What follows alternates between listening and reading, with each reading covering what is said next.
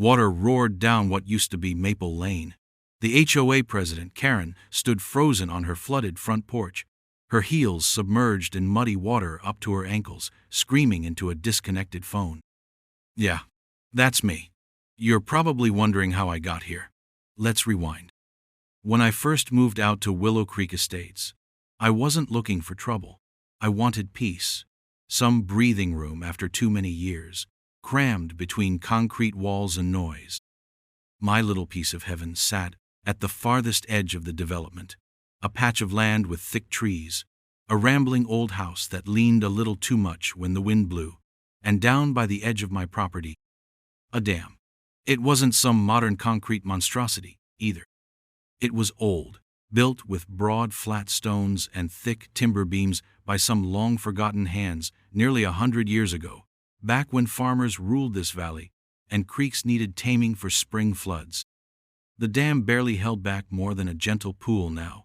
Most of the time, it looked like an overgrown stone wall, half sunk in the mud, shaded by thick trees and hemmed in by tall grass. The last serious flood had been maybe 6 or 7 years before I even moved in, and even then, the dam had only barely been tested. I loved that old dam. It gave the land character. It reminded me that there had been people here long before HOA committees and lawn inspections, people who lived with the land instead of trying to manicure it into submission. For a while, it seemed like the perfect arrangement. I kept to myself, paid my dues, nodded politely at the neighbor joggers, mowed the grass every Saturday. But then Karen Winslow got elected president of the HOA, and everything changed. At first, it was little things: newsletter warnings about unsightly elements in the community, proposals to install mandatory color palettes for shutters, a push for uniform mailbox designs. I ignored it. People get power, they get stupid, it's as old as time. But when the letter came about the dam, taped in bright fluorescent orange to my door, I felt the first real jolt of anger. Notice of violation, unapproved structure. Beneath the official language, the accusation was laughable. The dam was older than the neighborhood itself. It had been there when Willow Creek Estates was nothing but a gleam in some developer's greedy eye. I called the number listed at the bottom, thinking it had to be a mistake. Karen herself answered, her voice sugary but sharp as a razor blade. "Mr. Davis?" she said, stretching my name out like it tasted bad in her mouth. "We have concerns. That structure is a liability. It's an eyesore. It serves no community purpose." I explained, calmly at first, that the dam was protected under historical land use clauses written into the original township plan, that I had copies of the permits and property surveys proving it. Karen didn't care. "It's a blight," she said flatly. "It must be removed." That was only the beginning. Over the next few weeks, I started receiving a steady drip of violation notices: improper maintenance of a water feature, unauthorized environmental hazard, decrease of neighborhood aesthetic standards. They used words like unsightly and non-functional and dangerous without ever stepping foot onto my land. Meanwhile, Karen paraded so-called experts through the community, clipboard warriors in polo shirts who took photos from 100 yards away and wrote up reports claiming the dam could collapse at any moment, that it bred mosquitoes, that it harbored dangerous wildlife. One particularly ridiculous letter accused me of creating a public drowning hazard, as if toddlers were wandering half a mile through thick brush to throw themselves into a 3-foot puddle. I pushed back. I dug up every document I had: the original 1,923 easement, the grandfathered property covenants, the county's acknowledgement of the dam's historical value. My lawyer, a no-nonsense woman named Sarah, who had seen more HOA drama than a soap opera writer, filed formal objections. We demanded hearings. We presented evidence. Every time we thought we'd shut the nonsense down, another violation notice would appear. A new accusation. A new fabricated expert report. Karen and her loyal board were relentless. A machine that ran on petty grievances and an insatiable hunger for control. They escalated to fines next. $500 for each day the dam remained non-compliant. When I refused to pay, they placed a lien against my property. I fought that too. But it took time. It took money. And the HOA knew it. Death by 1,000 paper cuts. They dragged me into court, arguing that the dam violated their newly revised Natural Waterway Aesthetic Standard, a regulation they had invented 6 months after I moved in, conveniently backdated and ratified by their hand-picked board members. Karen showed up to the first hearing in a designer pantsuit, fake tears in her eyes, as she spoke about protecting children, preserving home values, preventing ecological disaster. She lied with such brazen confidence that even the judge looked uncomfortable. My lawyer presented everything: historical records, environmental assessments, even a letter from the township acknowledging the dam's protected status. It didn't matter. The HOA had money, influence, and endless patience. They filed counter-motions, demanded inspections, questioned the authenticity of 100-year-old documents. Meanwhile, the legal bills stacked higher. I started working overtime shifts just to keep up. Friends told me to settle, to take the dam down and be done with it. But every time I thought about giving up, I pictured Karen's smirk, that little glint of triumph she got when she knew she had someone under her thumb. I wasn't going to give her that satisfaction. Not without a fight. After 9 brutal months, the judge finally issued a ruling. He acknowledged the dam's historical significance, but sided with the HOA's argument that its current state posed a potential risk under the neighborhood's revised codes. I could either demolish the dam myself within 60 days or grant the HOA permission to handle demolition, with the costs and any damages to surrounding property charged back to me.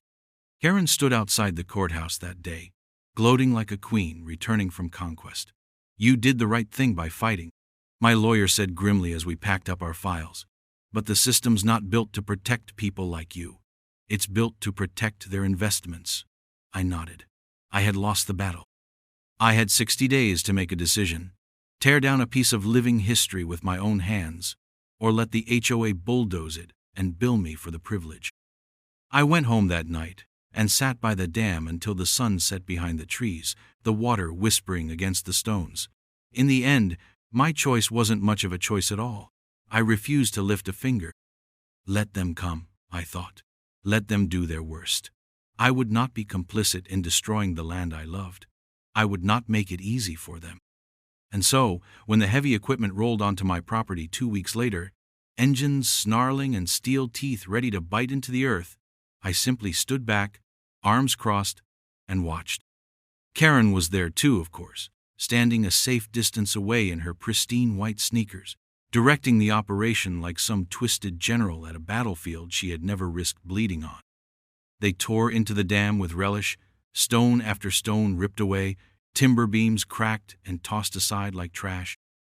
The old dam groaned once, a deep, mournful sound like the earth itself was crying, and then it gave way, the last of the water spilling out into the dry creek bed below.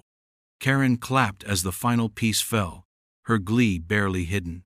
"A victory for Willow Creek," she declared loudly enough for the handful of gathered residents to hear. I said nothing. I turned and walked back to my house without a word, closing the door quietly behind me. But in my heart, I knew one thing with absolute certainty: this wasn't the end. It was only the beginning. The land remembered. The water remembered. And soon, very soon, everyone else would remember too. The day the dam fell should have been the worst day, but it was only the quiet before the real storm. After the court's decision came down, I had 60 days to demolish the dam myself or allow the HOA to take matters into their own hands. People told me I should at least supervise the demolition, try to control the damage, minimize the costs they could pin on me later. But my pride, and maybe something deeper, something older and angrier, wouldn't let me. That dam had stood guard over this land for generations. It had earned its place more than Karen or her board ever had.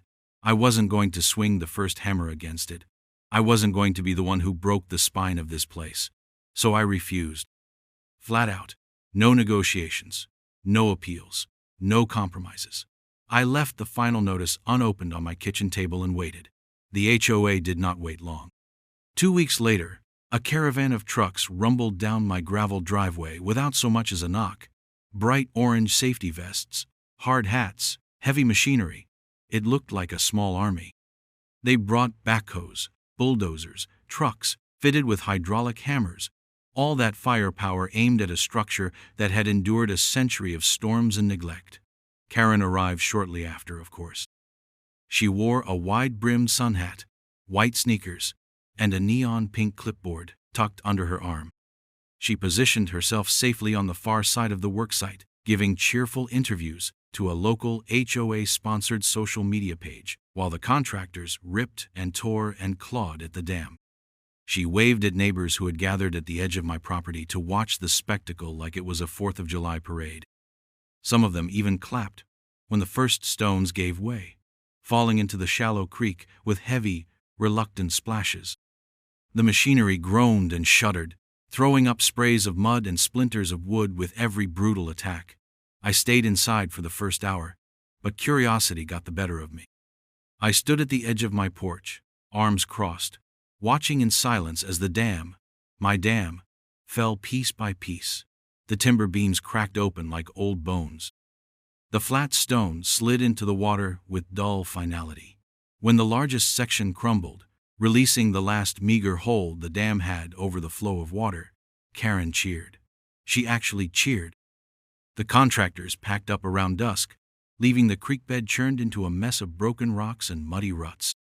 The next morning, the HOA set up white tents and folding tables on the common lawn just across from my property line. Balloons, banners, a catered buffet from some overpriced deli in town. Victory picnic, the signs read in bold, cheerful letters. Celebrating the restoration of Willow Creek's natural beauty. I watched from a distance as Karen made a speech about reclaiming the community's natural charm, about removing outdated, dangerous structures that served no purpose. She called the demolition a victory for property values, for safety, for aesthetics. I half expected her to start handing out commemorative coins with her own face stamped on them. I didn't say anything. Not right away, but when I crossed the field to grab my mail, Karen caught my eye. She smiled that saccharine razor-blade smile and waved me over. "No hard feelings, I hope," she said in a voice loud enough for half the crowd to hear. I looked around at the folding tables, the balloons, the people nibbling on tiny sandwiches and congratulating themselves. "You think this is over?" I said quietly, my voice carrying just enough to make her shift uncomfortably. "But you have no idea what you have done." Her smile faltered. "Just a hair. Enough to satisfy me." I turned without waiting for a reply and walked back to my house, the dry creek bed yawning wide and empty behind me. The summer passed in uneasy peace. Karen paraded the dam's demolition as her crowning achievement. Every HOA newsletter featured before and after photos of my property, painting the removal as a triumph of community action. New residents were told about the environmental hazard that had once blighted the neighborhood and how swiftly the HOA had moved to eliminate it. She even received an award at the annual HOA banquet for outstanding beautification efforts. I ignored it all. Let them have their parade. Let them enjoy their illusion of control. I kept to myself, fixing up the house, tending the garden, stacking firewood for winter. I mowed my lawn a little more sloppily, let the wildflowers creep a little farther toward the road. I figured if they were so determined to erase the past, they could deal with a little more of nature coming back to claim what was hers. Fall crept in slow and heavy that year. The leaves burned gold and crimson across the hills, and for a while, everything seemed normal. The first rains came in late September, heavier than normal but not catastrophic.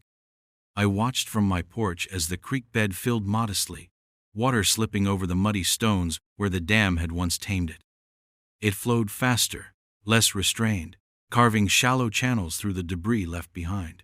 No one seemed concerned. Karen issued a statement through the HOA Facebook page reassuring residents that the newly restored creek system was performing exactly as intended. "Drainage systems have been upgraded," she wrote in bold letters. "No cause for concern. Our community is safer and more beautiful than ever." A few weeks later, another storm blew through, heavier than the last. The creek swelled again, lapping at the edges of some backyards near the low end of the neighborhood. I noticed standing water collecting in places it never had before, pooling around the bases of decorative retaining walls and manicured gardens. Karen posted another update. Heavy rainfall events may cause temporary pooling. Our drainage upgrades are functioning within expected parameters. Translation: nothing to see here.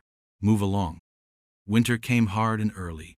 Snow piled high against the eaves, blanketing the trees and fields in a heavy white silence. The creek froze over in jagged, glassy sheets. For 3 months, everything was locked in ice, and the dam's absence was forgotten under layers of snow and complacency. People decorated their porches with fairy lights and inflatable Santas. Kids built snowmen where the ground was stable enough. Karen hosted a winter wonderland, gathering in the commons, serving cocoa, and handing out HOA-branded ornaments.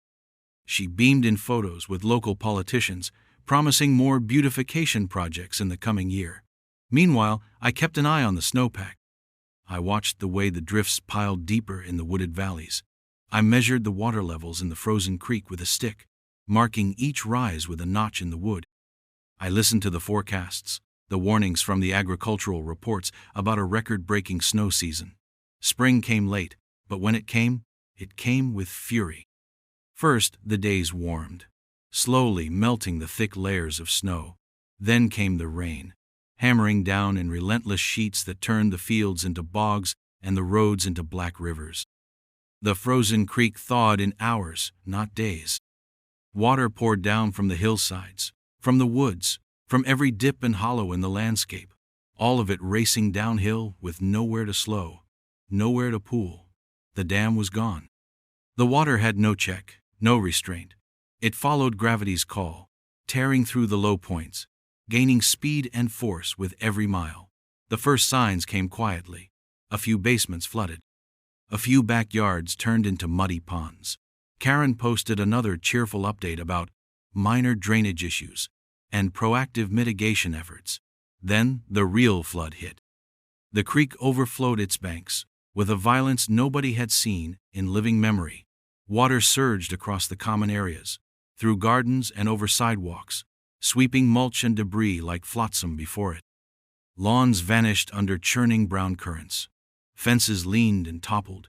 Decorative retaining walls collapsed into muddy heaps. The newly installed drainage upgrades were overwhelmed in minutes, culverts clogging with silt and broken branches. Streets disappeared under 3 feet of water. It poured into basements, cracked foundations, soaked HVAC systems. Emergency services couldn't keep up with the calls. Pumps failed. Streets were closed. Electricity flickered and died in patches across the development.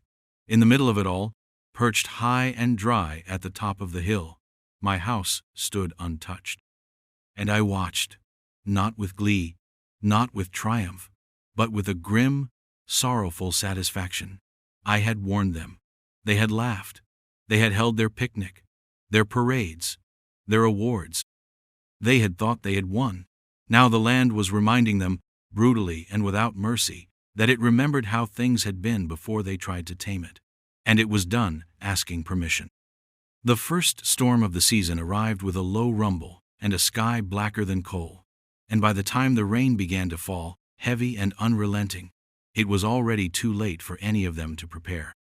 The streets of Willow Heights turned slick within an hour, the gutters overwhelmed, the runoff pouring into yards and creeping toward foundations. By nightfall, basements across the development had begun to leak. At first it was minor, just trickles along the walls, puddles gathering in the corners where concrete met dirt. But the water came faster than sump pumps could handle. Carpets were soaked through, furniture legs started to rot, and the smell of dampness settled into the very bones of the houses.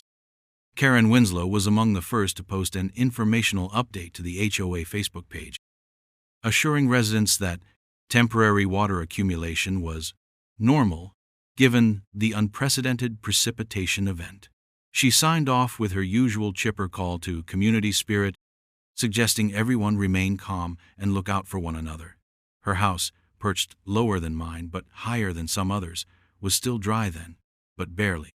The creek, wild and swollen without the dam to tame it, cut deeper into the land with every passing hour, gouging out new paths, undermining trees, and stripping away the carefully manicured landscaping that had once made Willow Heights such a picture-perfect brochure for suburban bliss. 2 days later, the second storm slammed into us without warning.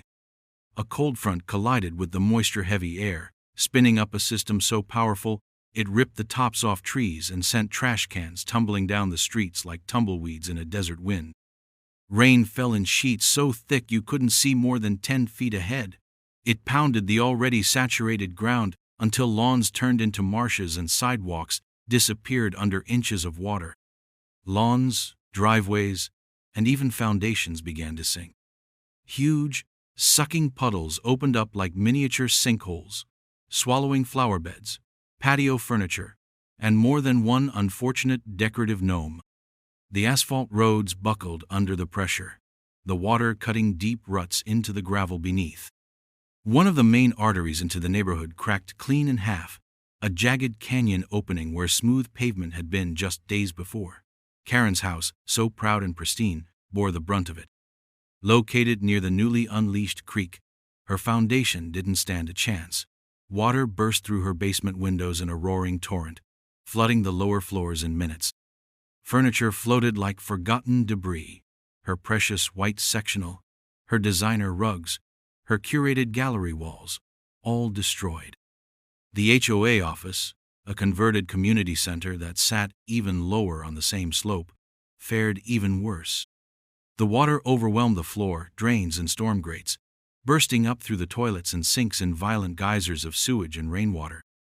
Important documents, trophies from HOA awards ceremonies, decorative potted plants, the very signs they used to fine people for unsightly aesthetics, all of it turned to sodden, stinking pulp. Emergency services struggled to respond. The main access road into Willow Heights was underwater, unpassable for anything short of a military transport. Ambulances rerouted miles out of the way. Fire trucks couldn't reach several blocks at all. Some residents were forced to evacuate in fishing boats, borrowed canoes, even inflatable pool floats as water levels rose above porch steps and into living rooms. The local news vans showed up by the third day, drawn by images of an upscale neighborhood drowning under chocolate-brown floodwaters. Mystery flood strike Willow Heights, was it avoidable? Blared across every television screen in town. Helicopter footage showed aerial shots of the ruined subdivision, highlighting the worst-hit areas in bright red overlays. Reporters interviewed frantic residents, ankle-deep in murky water, holding ruined family heirlooms and blinking back tears. As public outrage grew, the HOA, led predictably by Karen, scrambled to shift the blame. They called an emergency town hall meeting, or tried to, anyway. Half the community couldn't even drive to the meeting spot because the roads were still impassable. Those who did show up found Karen standing on a makeshift stage, flanked by the remaining board members who looked like they would rather be anywhere else. Karen, still wearing a soaked designer jacket and mud-streaked boots, stood there with the false confidence of a politician, cornered by facts but unwilling to admit defeat. She cleared her throat and began spinning her web of lies. "We believe," she said, reading from a crumpled sheet of paper, "that the recent flooding was exacerbated by certain unauthorized land alterations within the neighborhood." She didn't say my name directly, not yet, but her gaze drifted to where I stood in the back of the crowd, arms crossed. "In particular," she continued, "the unauthorized demolition of natural flood control structures may have contributed significantly to the water mismanagement issues we are experiencing." The irony hit so hard I almost laughed aloud. Unauthorized demolition? They had ordered it themselves, paid for it out of HOA funds, signed the demolition contracts with Karen's own neat signature at the bottom of the paperwork. Photographs, invoices, meeting minutes, all pointing back to them. And everyone in that room knew it. I had made sure of that. I watched as murmurs rippled through the crowd. Angry, incredulous. Mr. Henderson, who had lived in the neighborhood since before the HOA even existed, leaned toward Mrs. Green and whispered something that made her eyes go wide. A group of younger families who had only recently bought into the neighborhood were openly shaking their heads. Someone near the front stood up, a mother of two who had posted pictures of her flooded nursery to the neighborhood forum, and shouted, You demolished the dam. You called it a victory. Karen tried to talk over the growing noise, insisting that natural structures cannot be relied upon, and that the HOA had acted in the best interests of the community. But the tide had turned against her. People began pulling out their phones, showing each other saved emails, newsletter clippings, screenshots of Karen herself boasting about the removal of unsightly structures. More damningly, several residents produced copies of the invoices, proof that the HOA had hired and paid the demolition crew without even notifying the full community. The anger reached a boiling point when an older man, Mr. Jacobson, stepped forward holding a bright yellow folder. "Class action?" he said simply, his voice carrying over the growing clamor. "We're filing against the board. Gross negligence, malfeasance, property damage, endangerment." Cheers erupted. Karen visibly blanched. The other board members looked ready to bolt. Someone shouted, "What about our insurance? You voided it when you removed flood protections without mitigation." Another added, "You put my kids in danger. My baby's room flooded because of you." The meeting dissolved into chaos. Karen fled the stage. I didn't bother to follow her. I had no need. The floodwaters had exposed more than just a few poor drainage pipes. They had exposed the rotten heart of the HOA, the greed, the arrogance, the sheer stupidity of thinking you could control nature with paperwork and committee votes. As the class action filings grew, so did the calls for Karen's removal. Petitions circulated. Lawyers got involved. Homeowners stopped paying their dues. People who once proudly displayed HOA-approved landscaping signs now pulled them up in disgust. The HOA's legal fund, once robust thanks to Karen's constant fining and fee hiking, drained rapidly under the onslaught of lawsuits. Within weeks, the organization teetered on the edge of bankruptcy. Karen herself faced personal lawsuits for fraud, gross negligence, and breach of fiduciary duty. Even the Township Council opened an investigation after it came out that certain drainage reports had been falsified to justify the dam's removal. The cherry on top? The very same news outlets that had once fawned over Willow Heights as a model community now ran exposés under headlines like "How an HOA Destroyed Its Own Neighborhood" and "When Aesthetics Trump Safety." Lessons from Willow Heights. As I sat on my porch in the cool spring evenings, sipping coffee and listening to the distant drone of pumps trying to salvage flooded basements, I couldn't help but feel a grim satisfaction. They had destroyed the dam to make the place prettier, more profitable. Now their manicured lawns were mud pits, their polished hardwood floors warped and blackened with mildew, their home values sinking as fast as their flooded foundations. They had traded caution for convenience, history for hubris, and they had gotten exactly what they deserved. When the papers arrived, I almost laughed. After all the destruction, after all the ruin and chaos they had unleashed, the HOA had the gall to sue me personally. The charge was absurd on its face. They accused me of knowingly and willfully destabilizing the community's flood management systems, claiming that by refusing to properly maintain the dam and illegally modifying natural water features, I had caused the devastation that had turned Willow Heights into a waterlogged wasteland. According to their lawsuit, I was responsible for millions in damages. Their lawyers, no doubt coached by Karen herself, painted me as some rogue homeowner, a saboteur lurking in the midst of their suburban utopia. They leaned heavily on fabricated witness accounts, distorted photos, and cherry-picked engineering reports drawn up by the same contractors who had profited handsomely from the dam's demolition. They even submitted pictures of my property, showing the empty creek bed after the dam had been torn down, twisting the timeline to make it look like I had dismantled the structure myself in secret. I let them dig their hole. I let them believe they had the upper hand. I let them swagger into court, puffed up with indignation and lies, while the neighborhood around them continued to rot under floodwaters and mold.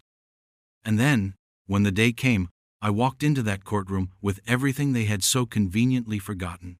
My lawyer, Sarah, was calm and methodical.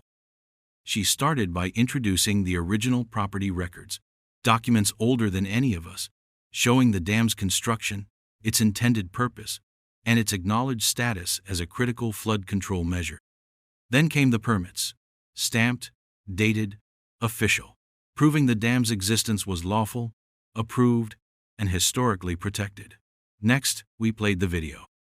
A simple recording, taken by a neighbor who had wisely kept copies of the HOA's victory picnic speeches, showing Karen herself boasting about the dam's removal, congratulating the community for taking charge of our landscape, and eliminating unnecessary risks. Her words, her voice, her smug face broadcasted across the courtroom's flat screens for the judge and the jury to see. After that, we introduced the invoices. Paper trails that showed the HOA had hired, contracted, and paid for the demolition, complete with Karen's signature authorizing the expense. Every receipt, every email, every boastful newsletter calling the dam's removal a triumph of community action was laid out like a crime scene, piece by damning piece. But we weren't finished. Sarah called our expert witness next, a civil engineer specializing in watershed management. He explained in careful, patient language how the dam had been a keystone structure, how it had slowed runoff, stabilized the water table, and prevented erosion across the lower basin. Removing it without installing modern flood control measures, he testified, was tantamount to removing the brakes from a speeding car at the top of a hill. His conclusion was blunt. The demolition directly destabilized the watershed, causing the catastrophic flooding. Without the dam, the water had nowhere to go but through homes, under streets, and into the very foundations of Willow Heights. As the expert spoke, I watched Karen's posture shrink centimeter by centimeter in her chair. Gone was the rigid, righteous warrior who had paraded through neighborhood meetings with her neon clipboards and her fake smiles. She looked small now, almost brittle, her expensive suit crumpling around her like a paper bag under the weight of truth. The HOA's lawyers scrambled. They objected, they blustered. They tried to introduce last-minute reports blaming unprecedented rainfall and unexpected geological shifts, but the damage was done. The jury took less than 3 hours to reach a verdict. Not only did they rule in my favor, but they awarded punitive damages so large that the courtroom clerk actually gasped when she read the number aloud. The HOA was found guilty of negligence, reckless endangerment, and breach of fiduciary duty. The individual board members, including Karen, were found personally liable for their actions leading to the disaster. But it didn't stop there. The township's own investigation, triggered by the mountain of evidence we had dumped into public record, uncovered even more. Turns out Karen hadn't just been incompetent. She had actively falsified environmental reports to push through the dam's demolition. She had rigged the HOA votes, submitting fake ballots under names of deceased or absentee residents.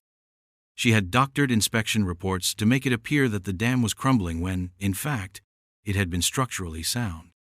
When all the evidence was compiled, the district attorney had no choice but to file criminal charges. Karen was indicted on multiple counts: fraud, falsification of environmental documentation, conspiracy to endanger public safety, and misuse of community funds. Her trial was short, brutal, and public. Every local news station ran the footage.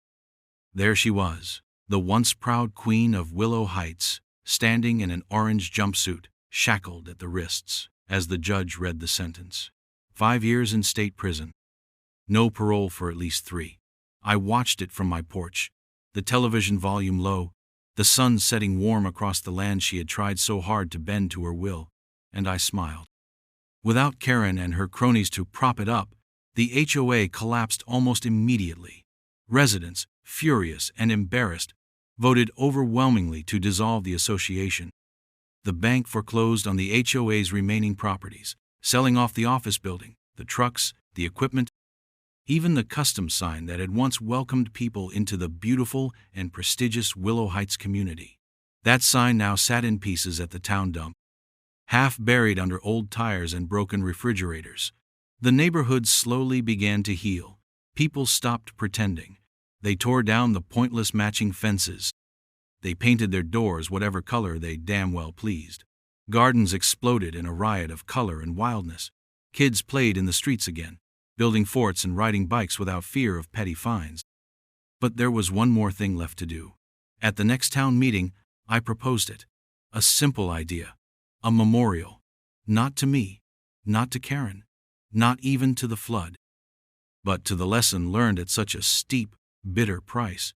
The town approved it, unanimously. That spring, volunteers, real volunteers this time, not conscripted under threat of violation notices, gathered by the dry creek bed. Together, we built a new dam. Bigger. Stronger.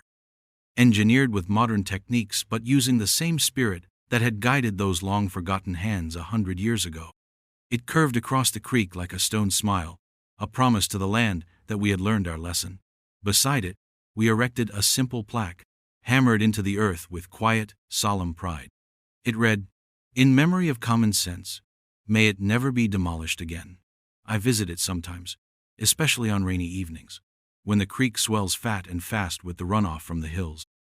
I sit on my porch with a mug of coffee warming my hands, listening to the water hum against the stones, watching it slow, swirl, settle, tamed once more by the steady hands of those who respect the land instead of trying to rule it. The neighborhood is quieter now, wiser. No more newsletters.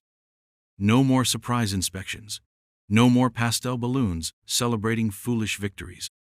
Just the sound of children laughing, dogs barking, and the steady, eternal song of the creek guarded by the stones we placed with our own hands. As for Karen, the last I heard, she was organizing a prison book club. Some people never change, but around here, we had. And this time, we would not forget.